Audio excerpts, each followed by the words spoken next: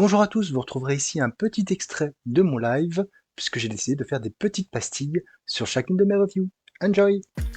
On passe à la suite avec une autre héroïne, du coup, avec la mécanique céleste de Merwan aux éditions Dargo. Alors là, je vais prendre mes petites notes parce que je l'ai lu il y a longtemps.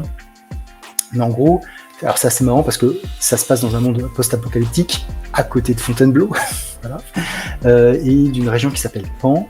On va suivre différents habitants de cette région, dont Aster, qui est là, cette jeune fille rousse, qui ne fait pas partie du village parce qu'elle a été recueillie enfant, mais globalement, le chef du village essaye de la prendre, de l'intégrer, etc. Il y a un de ses fils qui a plus ou moins accroche sur elle, etc. Et puis, un jour, débarquent des personnes. Ils sont dans une zone plus ou moins irradiée, c'est pas très clair là aussi.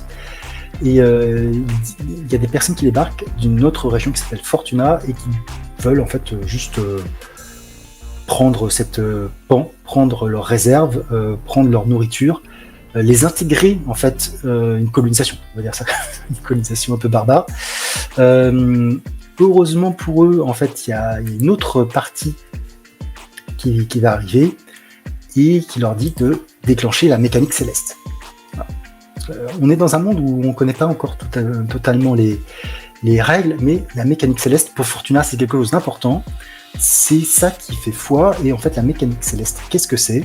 C'est une épreuve de balle aux prisonniers.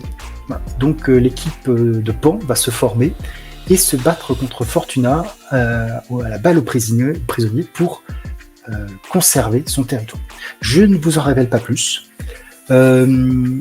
Petite BD, petite, pas vraiment, parce que c'est un bon gros tome à la fois au niveau du format et du nombre de pages,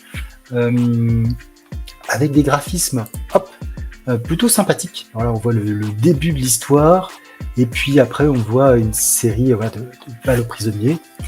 J'ai trouvé ça dynamique dans les dessins, j'ai trouvé que les personnages se tenaient plutôt bien et que en récit complet ça faisait tout à fait le taf.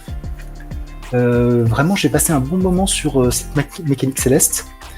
Pour ce auteur-dessinateur, j'ai trouvé ça plutôt sympathique. Il existe une suite qui s'appelle La Source, dont je ne vous parlerai que très peu.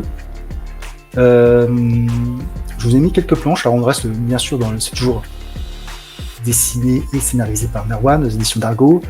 On reste dans le même style graphique, mais j'étais vraiment beaucoup moins convaincu par ce deuxième tome. Je vous conseillerais de lire le premier et de rester sur le premier.